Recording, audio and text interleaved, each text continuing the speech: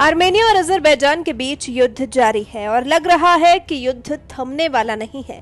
और विदेशी मीडिया की माने तो दोनों देशों के संघर्ष में अब तक लगभग 1000 से ज्यादा लोगों की मौत हो चुकी है और हर तरफ तबाही का मंजर दिख रहा है।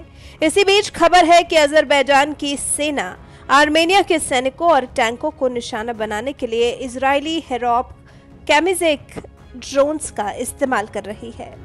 ये ड्रोन इतने आत्मघाती होते हैं जो दुश्मन के क्षेत्र की रेकी करने के अलावा अगर टारगेट दिखाई दे दिया तो उससे भिड़कर खुद को उड़ा लेते हैं। इसी कारण आर्मेनिया की सेना को भारी नुकसान उठाना पड़ रहा है। उनके कई सैनिक इस ड्रोन के हमलों में मारे गए हैं। माना जा रहा है कि ये युद्ध भविष्य में होने वाले युद्धों में ड्रोन्स के उपयोग की पटकथा लिख सकता है।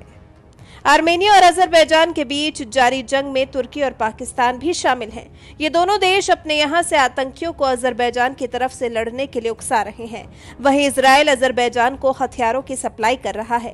रिपोर्ट्स की माने तो अजरबैजान के कुल हथियार खरीद का 60% हिस्सा इजरायल से आता है। ऐसे में इजरायली हथियारों की बदौलत वो आर्मेनिया की सेना पर भारी पड़ रहा है। उधर रूस अपने करीबी आर्मेनिया का खुलकर समर्थन करने से कतरा रहा है। ऐसे में एक पक्ष की मजबूत होने से अजरबैजान का पलड़ा भारी पड़ता दिखाई दे रहा है।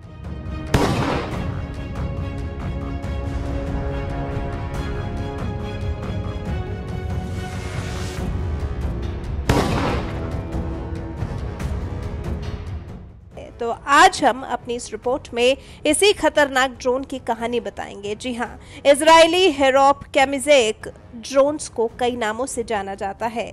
इसे हीरो 120 या किलर ड्रोन भी कहा जाता है। इसे इजरायली एरोस्पेस इंडस्ट्री के MBT डिवीजन ने विकसित किया है। इस ड्रोन का उपयोग अजरबैजान की सेना 2016 की झड़प के दौरान भी कर चुकी है। इस ड्रोन में अलग से कोई मिसाइल नहीं होती है, बल्कि ये ड्रोन खुद में एक मिसाइल है। इसमें लगा हुआ एंटी रडार होमिंग सिस्टम देश के रडार को भी जाम कर सकता है, जिसका एक ही काम है कि दुश्मन को खत्म करना। और अगर टारगेट खत्म नहीं होता या बच जाता है तो ड्रोन वापस आ जाता है। लेकिन अगर इसे अपना लक्ष्य दिख गया तो ये ड्रोन उससे टकराकर खुद को उड़ा लेगा। इजरायली हेरोप ड्रोन एक बार में 6 घंटे की उड़ान भर सकता है। इसे बेस स्टेशन से 1000 किलोमीटर की दूरी तक ऑपरेट किया जा सकता है। इसका समुद्र या जमीन पर टोही गतिविधियों या दुश्मन के खिलाफ मिसाइल के रूप में उपयोग भी किया जा सकता है।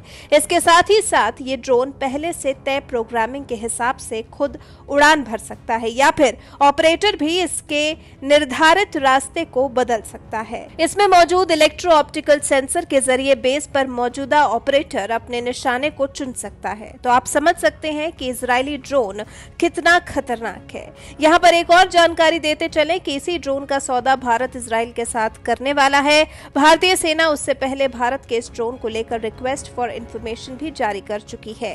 चीन और पाकिस्तान से बढ़ते खतरे को देखते हुए भारत आने वाले दिनों में इस ड्रोन को इजरायल से खरीद सकता है। ये ड्रोन चीन के खिलाफ भी ऊंचाई वाले क्षेत्रों में बहुत कारगर साबित होगा। तो आप समझ सकते हैं कि आखिर क्यों भारत इजरायल से ये ड्रोन खरीद रहा है और भारत के लिए ड्रोन कितना जरूरी है।